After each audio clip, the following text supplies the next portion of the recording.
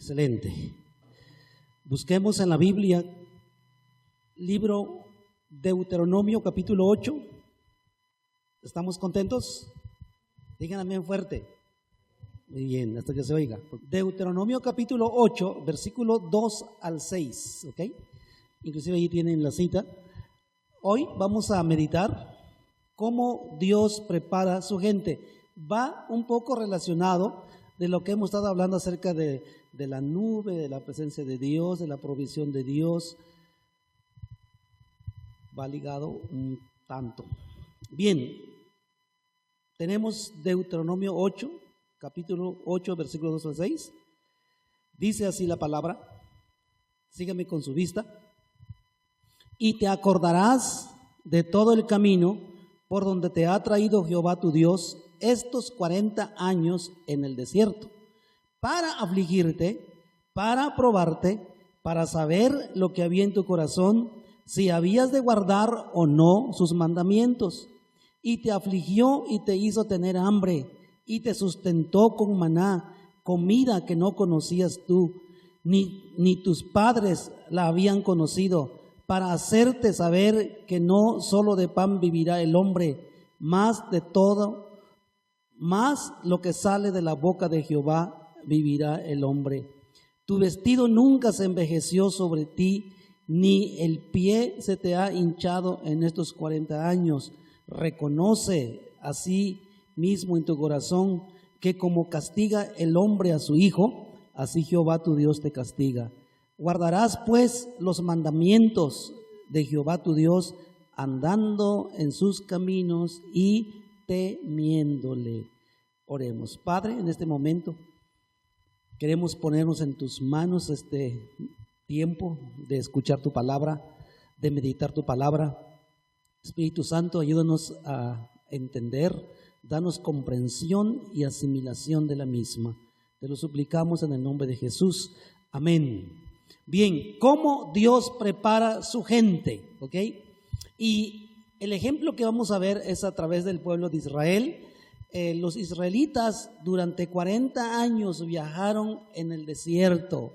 40 años, fíjense bien. Le daban la vuelta y le volvían a regresar y le volvían a dar la vuelta. 40 años con el fin de probarlos y conocer la intención de su corazón. Los israelitas tenían que aprender a depender de Dios y obedecer sus mandamientos. Dos cosas.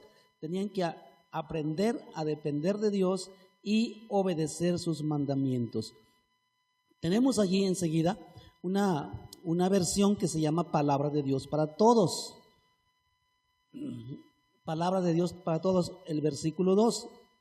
Y dice así: recuerda el camino porque por él que el Señor tu Dios te guió durante todos estos 40 años en el desierto, para enseñarte a ser humilde, ponerte a prueba y saber lo que tú pensabas, para saber si ibas a obedecer sus mandamientos o no.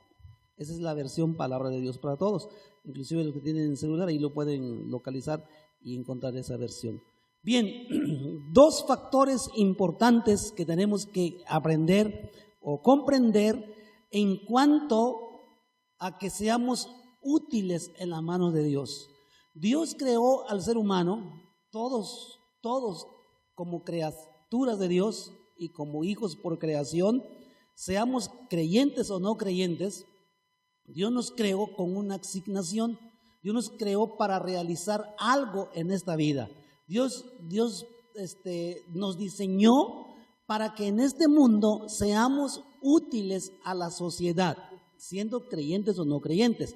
Pero mayormente cuando ya somos cristianos, hijos de Dios y creemos en Dios, nuestra responsabilidad es aún mucho más, porque tenemos que descubrir realmente cuál es la asignación que Dios tenía predeterminado para nosotros durante nuestra estancia en la tierra. Y para eso es importante entender lo que vamos a aprender. En primer lugar, el primer lugar es el llamado que Dios nos hace. ejemplo.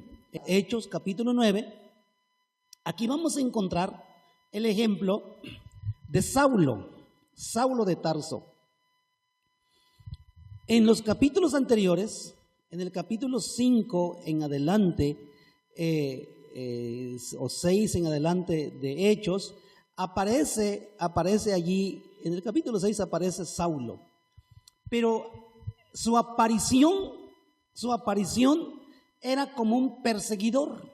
¿Por qué? Porque era celoso de la tradición, era celoso de la religión judía, era celoso porque era fariseo, era celoso porque quería que todo mundo vivieran en la tradición del judaísmo. Y cuando inició el cristianismo, cuando el cristianismo comienza a iniciar, él dice, pues ¿qué pasó? ¿Por qué ahora hay otra nueva religión? En su pensamiento, ¿por qué hay nueva religión? Y este hombre, Saulo de Tarso, comenzó a perseguir a los cristianos, los localizaba. Por ejemplo, alguien le daba un pitazo ahí en la calle X, en el número X, ahí hay una reunión de cristianos y ahí va corriendo Saulo. ¿Qué hacía? Se metía, arrestaba a las personas, los arrastraba, los encarcelaba, los golpeaba. Ese era su trabajo en el capítulo 6 al 8. Y en el capítulo 9, precisamente Saulo se encaminaba rumbo a la ciudad de Damasco, precisamente con las recomendaciones y las cartas de las autoridades para hacer lo mismo en esa ciudad. Pero en el camino, vamos leyendo el capítulo 9, versículo 1, dice: Saulo, respirando aún amenazas y muerte contra los discípulos del Señor, vino al sumo sacerdote y le pidió cartas para las sinagogas de Damasco, a fin de que si hallase algunos hombres o mujeres de este camino, cristianismo, los trajese presos a Jerusalén. Mas yendo por el camino, aconteció que al llegar cerca de Damasco, repentinamente le rodeó un resplandor de luz del cielo, y cayendo en tierra oyó una voz que le decía: Saulo, Saulo, ¿por qué me persigues? Y él dijo: ¿quién eres, Señor? Y le dijo: yo soy Jesús, a quien tú persigues. Dura cosa te es dar coces contra el aguijón. Él, temblando y temeroso, dijo: Señor, ¿qué quieres que yo haga? Y el Señor le dijo: levántate y entra en la ciudad, y se te dirá lo que debes hacer. Y los hombres que iban con Saulo se pararon atónitos, oyendo a la verdad la voz, mas sin ver a nadie. Entonces Saulo se levantó de tierra, abriendo los ojos no veía a nadie, así que llevándole por la mano le metieron a Damasco. Bien, Saulo, un hombre, un judío, un fariseo, un doctor de la ley, cuando se dio cuenta que había cristianos, el cristianismo comienza a iniciar porque Jesús ya había muerto, resucitado y ascendió al cielo. Y el cristianismo ya había empezado, el Espíritu Santo ya había venido a la tierra, bautizó a los discípulos y a la gente que estaba allí, y eran cristianos dinámicos, eran cristianos movidos en las cosas de Dios. Y él vio eso y dijo: no es posible que haya otra religión, no es posible, pues hay que exterminarlos. Y él los perseguía. Inclusive el capítulo 9, su labor o su proyecto era eso, ir a Damasco precisamente para eso. ¿Y qué creen? En el camino el Señor se le aparece y le dice: Saulo, Saulo. Le habla por su nombre. Amén. Dios te conoce por tu nombre. ¿Sí? Dios te conoce por tu nombre. Y cuando Él te quiera hablar en algún momento, te va a hablar por tu nombre. Y solamente esté atento qué es lo que Dios te va a decir. Pues bueno, aquí en el capítulo 9 encontramos a Saulo, el llamado de Dios para su vida, para ser útil en el reino de los cielos. Iba a ser útil. Y allí mismo en ese capítulo, si lo leen y despacio en su casa, van a encontrar todo el diálogo que hubo entre Jesús y Saulo, y cómo Jesús envía a una persona para que orara por él y lo llevara a los caminos de Dios y recibiera su sanidad. Ahí todo en el capítulo 9 lo encontramos. Bien, pues aquí encontramos a Saulo Dios llamándolo para ser útil. Entonces aquí las dos cosas, los dos factores en cuanto a la utilidad, primero es el llamado. Y aquí encontramos cómo Saulo le llama, Dios le llama para ser útil, que finalmente después del capítulo 3 en adelante ya no se llama Saulo, ahora es Pablo, el apóstol Pablo. Bien, el segundo factor es la preparación. La preparación. ¿Cuánto tiempo puedo prepararme? ¿Cuánto tiempo va a ser mi preparación para poder desarrollar aquello que yo voy a hacer útil en la vida? Bien, todos tenemos una profesión y para tener una profesión hay que ir a la escuela, ¿verdad? Hay que ir a la escuela, pasas por todo lo básico, luego vas a la universidad, escoges tu carrera y allí pues pasas otro tiempo, otros varios años para prepararte y para poder desarrollar aquella profesión que tú tanto quieres. No es gratis, no es fácil, te tienes que desvelar, te tienes que preocupar. Hay momentos que vas a recibir una regañada de los maestros, de los papás, porque estás flojeando, y la preparación es importante. Y la pregunta es aquí, ¿cuánto tiempo Dios me va a preparar para ser útil en las manos de Dios? Eso va a depender de nosotros y de Dios. Y a continuación vamos a ver. Por ejemplo, Moisés, el gran hombre, el gran libertador de los hebreos en Egipto. 40 años estuvo preparándose en Egipto, ¿sí? En el palacio. Él estudió las grandes escuelas de Egipto, las grandes profesiones de Egipto. Fue un hombre preparadísimo, pero con esa preparación no podía él libertar el pueblo y sacarlo de allí y llevarlo a la tierra prometida. Necesitaba otro tipo de preparación. ¿Qué pasó? A los 40 años suceden incidentes en su vida y no le quedaba otro más que el destierro, irse al desierto, como diciendo los egipcios, vamos a mandarlo al desierto, pues allá que se muera, ¿no? Pero allá en el desierto, él encuentra una familia y allí se queda con ellos y pasa en el desierto. ¿Cuántos años creen que estuvo allí? 40 años, ¿sí? 40 años en el desierto. Y probablemente él dijo, no, pues yo creo que nunca voy a ser libertador de los hebreos y mejor me voy a dedicar a ser pastor de ovejas. Y era lo que estaba haciendo, estaba pastoreando las ovejas de su suegro, ni eran suyos. Y ahí Dios le habla en el desierto a través de una zarza, y ahí es donde Dios le llama. Pero en el desierto pasó 40 años de preparación. Bueno, diríamos, bueno, ¿y los otros 40 no le sirvieron? No, pues no le sirvieron, porque la tarea que él tenía que realizar no era una preparación de la Universidad de Egipto, sino que tenía que ser la Universidad de Dios. Y en el desierto estuvo en la Universidad de Dios y fue preparado. Y inclusive cuando, entonces si 40 años estuvo en Egipto y otros 40 en el desierto, ¿cuántos años ya tenía? 80 años. 80 años tenía que ir a Egipto, entonces, para libertar el pueblo de Israel. Pero ahí encontramos también otra cosa importante, y es que dice que Moisés no podía hablar, era tartamudo. ¿Sí? No podía hablar bien. La pregunta es esta. Bueno, ¿así era? Creo que no. ¿Qué pasó en el desierto? No sabemos. Pero el asunto allí fue su preparación de tal manera hasta que, inclusive yo pienso que esa preparación incluyó a que perdieron tanto el habla. No sé si a lo mejor si hablaba tanto iba a cometer errores y no pudo hablar mucho, ¿ok? 40 años en el desierto fue preparado Moisés. Ahora, el apóstol Pablo en el capítulo 9 encontramos su conversión, pero pasan varios capítulos, hasta el capítulo 13 vuelve a aparecer Pablo o Saulo.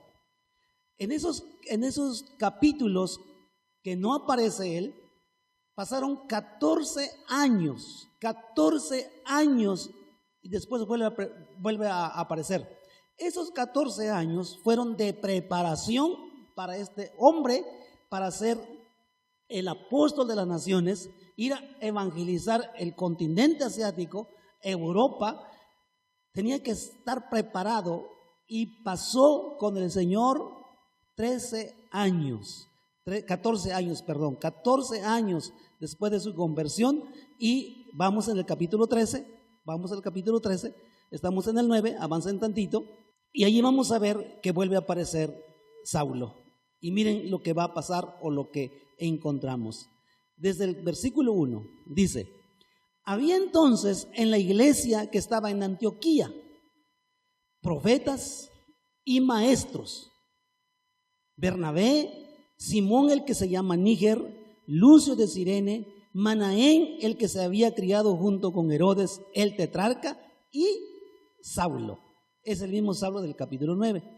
Ministrando estos al Señor, es decir, que estaban orando, alabando a Dios, leyendo la palabra y ayunando, dijo el Espíritu Santo: apartadme a Bernabé, ¿y a quién? A Saulo, para la obra a que los he llamado. Entonces, habiendo ayunado y orado, les impusieron las manos y los despidieron. Y en el versículo 4 comienza el primer viaje misionero, ¿sí? El primer viaje misionero como apóstol para predicar el evangelio a las naciones y comenzar a abrir nuevas iglesias en otros países. Bueno, eso es lo que pasó con Saulo. Ahora, vamos a otro personaje del Antiguo Testamento llamado José. José, desde su infancia, él tuvo sueños, y entre sus sueños era que Dios le mostraba que iba a ser una persona importante, que Dios le iba a usar en su vida. Y bueno, no entendió qué es lo que iba a suceder exactamente, pero 13 años pasó para que este hombre llamado José fuese el primer ministro de Egipto. ¿Sí? Ahí en Génesis se encuentra esta historia de José. 13 años pasó para que él llegase a ser el primer ministro de Egipto, al lado, como la mano derecha del faraón, en el tiempo de la escasez. Bien, quiere decir que cuando Dios quiere prepararnos, o cuando Dios quiere usarnos, es necesaria la preparación, ¿ok? Si tú quieres tener una buena profesión en la vida, vas a necesitar una buena preparación, ¿es cierto? Una buena preparación, una buena universidad para que salgas un buen profesional. Pasan los tiempos, pasan los años y tienes que estudiar y estudiar y estudiar. Ok, es importante en el lado espiritual también la preparación de Dios a nuestras vidas. Y dos cosas que determinan este tiempo de preparación. Primero, es la magnitud y la naturaleza en la que Dios nos va a usar, ¿ok? La magnitud y la naturaleza en la cual Dios nos va a usar, en la cual nos está llamando. Y la otra cosa es la reacción o la manera como tú respondes ante los tratos y ante la preparación que Dios te da, ¿de acuerdo? Para ser un buen mecánico hay que estudiar y hay que trabajar la experiencia para ser un buen mecánico. Para ser un buen doctor se requiere ir a una buena universidad, recibir las clases, las materias, y la práctica pues lo hace un buen doctor. Pero ninguna persona que sea o que puede ser un buen doctor o un buen mecánico no lo puede ser si no estudia. Si no estudia no va a poder ser un buen profesional. Es importante el estudio y la preparación, es importante. Aún en esta vida sabemos que, por ejemplo, hay mecánicos que no estudiaron, pero sí saben hacer porque fueron inteligentes y aprendieron de alguien que sabe. Okay. Cuanto más grande sea la responsabilidad o la asignación que vamos a realizar en este mundo, así va a ser de riguroso nuestra preparación. ¿Me está entendiendo? Cuanto más grande nuestra responsabilidad en este mundo, ya sea secular o sea espiritual en las cosas de Dios, también va a ser riguroso nuestra preparación. Y esa preparación o este punto, hay factores que entran en acción. La primera es la reacción ante el trato y la preparación. ¿Cómo reaccionamos? Si estamos diciendo que la preparación va a ser riguroso,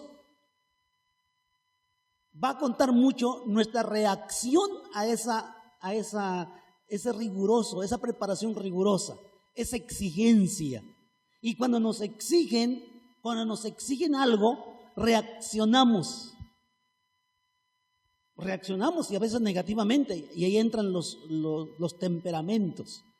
Entran los temperamentos y reaccionamos y pues no queremos, nos rebelamos y no queremos obedecer a nuestros instructores, a quien nos está guiando, reaccionamos, ¿ok? Ante esa preparación. Si eres lento para aprender lo que Dios te quiere enseñar, se va a extender más el tiempo y tu preparación no va a ser tan fácil. Y la preparación se va a hacer un poco más difícil. Ahora, regresamos Deuteronomio, donde estábamos leyendo. Regresamos ahí.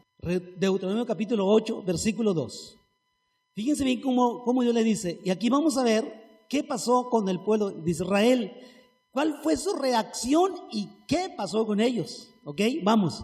Versículo 2. Y te acordarás de todo el camino por donde te ha traído Jehová tu Dios estos 40 años en el desierto. Hay un propósito. Fíjense bien, dice, para afligirte, para probarte, para saber lo que había en tu corazón, si habías de guardar o no sus mandamientos. Versículo 3, y te afligió y te hizo tener hambre, y te sustentó con maná, comida que no conocías, tú ni tus padres la habían conocido, para hacerte saber que no solo de pan vivirá el hombre, mas de todo lo que sale de la boca de Jehová vivirá el hombre. Bien, primero, recordemos que la salida, ahí tenemos una imagen de una imagen de la nube y de la columna, ¿se acuerdan? ¿Se acuerdan de la imagen? Vamos a ver, ahí. ¿Se acuerdan que estudiamos un domingo y dice que cuando la nube se movía, ellos tenían que levantarse y desarmar el tabernáculo y caminar en pos de la nube? Y cuando la nube se detenía, tenían que detenerse allí, ya sea por una semana o 2 o 3 días o medio año o un año. Entonces el pueblo se detenía. Ok, ahora fíjense bien. Cuando el pueblo de Israel salió de Egipto, había 2 caminos, 2 opciones por cómo llegar a la tierra prometida. Uno era el camino corto, pero el problema de ese camino corto que hay que atravesar el territorio de los filisteos. Y los filisteos por naturaleza eran hombres de guerra, guerreros, eran hombres sin piedad, y cualquiera que se atraviesa el camino pues lo matan. Entonces Dios no les permitió pasar por ese camino corto, les dio el camino más largo de rodear y cruzar el Mar Rojo.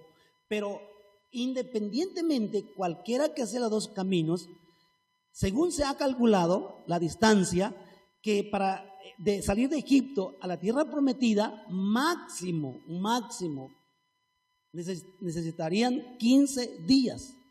Máximo 15 días es el viaje que tenían que hacer de Egipto a la tierra prometida. Entonces la pregunta, ¿por qué el viaje duró 40 años? Si el viaje era 15 días. Yendo por el camino corto o por el camino largo, eran 15 días más o menos. ¿Por qué 40 años?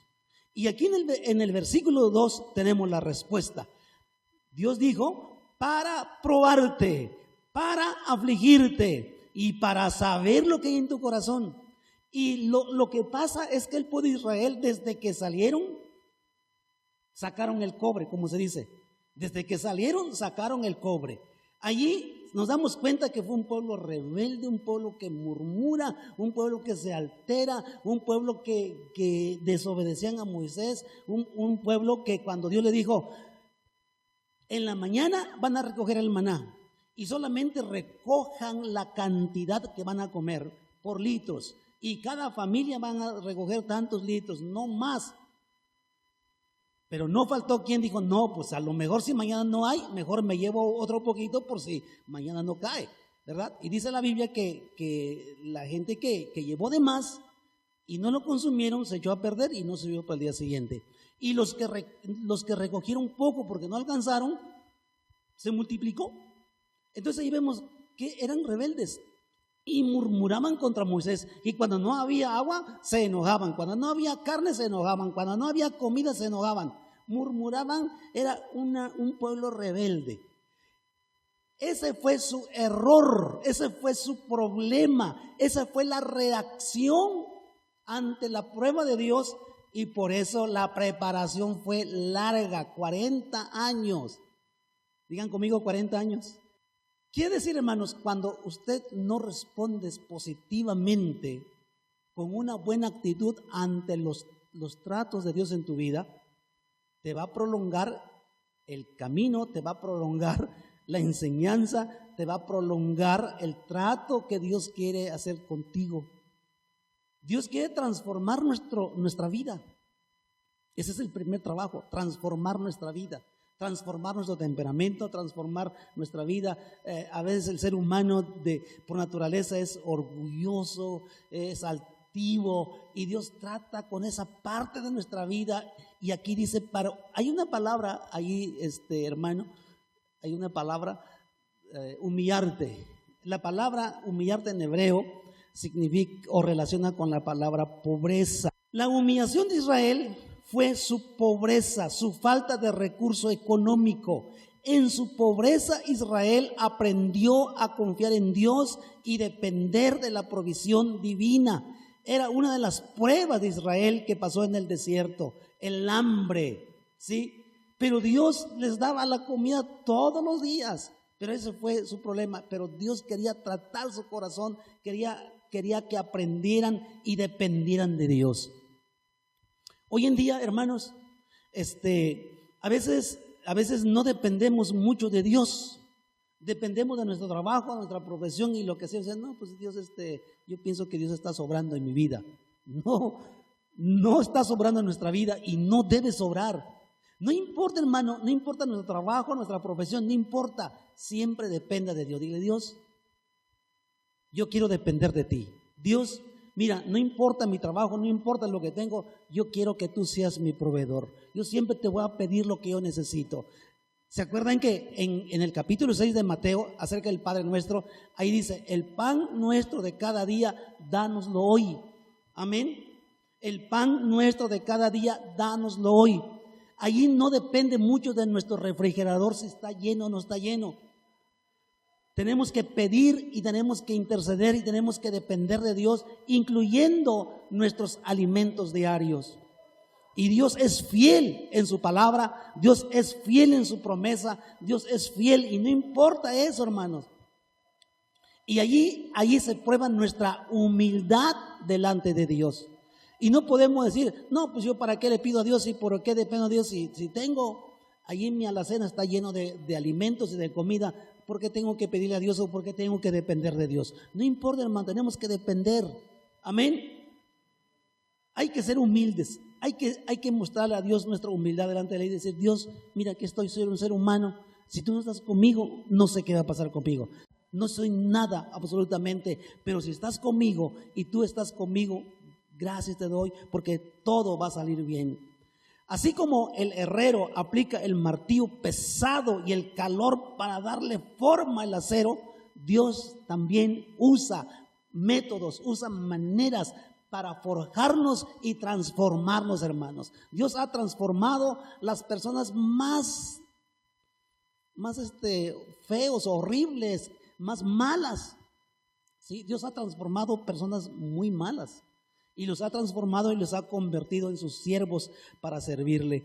Hermanos, entonces Dios quiere quiere enseñarnos, Dios quiere guiarnos, Dios quiere enseñar, mostrarnos cuál es nuestra asignación, pero también mostrarnos cuál es el camino que vamos a seguir.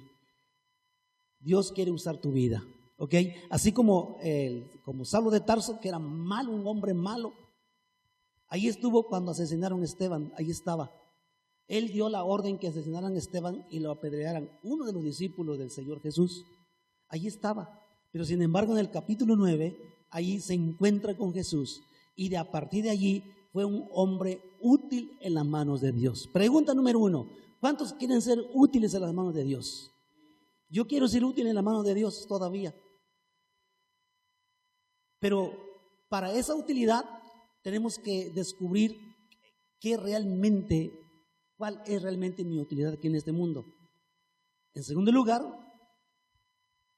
¿qué preparación necesito para esa utilidad que voy a tener? Así como un doctor tiene que estudiar medicina, ¿ok? Un abogado tiene que aprender las leyes, ¿de acuerdo?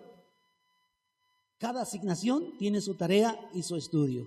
Hermanos, descubre qué es lo que Dios quiere de ti, en dónde te quiere usar, en dónde tú puedes ser útil en esta vida y en el reino de Dios. Y si lo descubres y Dios te muestra, dile ahora, Señor, ¿y cuál es la preparación? ¿Cómo me puedo preparar? Hermanos, eso es a lo que yo me refiero. Dios quiere usar tu vida, pero también te quiere instruir. Y en primer lugar es cambiar tu temperamento, te va a transformar tu vida y convertirte en un ser y un hijo de Dios obediente. Levanta tu mano conmigo. Repite conmigo así: Padre, te doy gracias por salvarme. Te doy gracias por darme la salvación y el perdón de mis pecados y darme entrada al reino de los cielos. Ahora te pido que me muestres y me enseñes cuál es la asignación y la utilidad en la que puedo ser dentro de tu reino. Señor Jesús, gracias por llamarme. Espíritu Santo, me dispongo a ti para que tú seas mi instructor y me enseñes lo que tengo que aprender para ser útil en tu reino y en esta sociedad. Muchas gracias. Gracias, Padre. Gracias, Señor Jesús.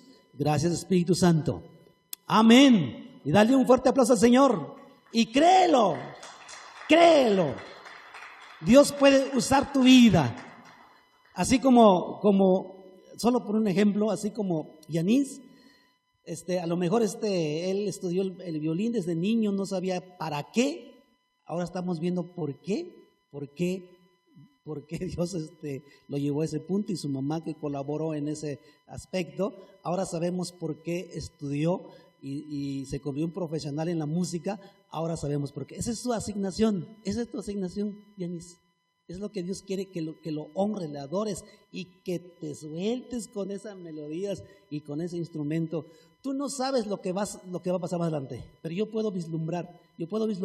Tú no sabes lo que va a pasar cuando tú comiences a fluir y a depender de la unción del Espíritu. O sea, tú no sabes qué va a pasar. Tú no sabes cuántas personas se van a acercar a Dios, cuántas personas van a ser sanadas por la melodía. Tú no sabes, pero va a pasar y lo vas a ver. Amén. Dios les bendiga a todos. Cuídense mucho. Fue un gusto tenerlos aquí este día y Dios les bendiga y saluden unos a otros. Bendiciones.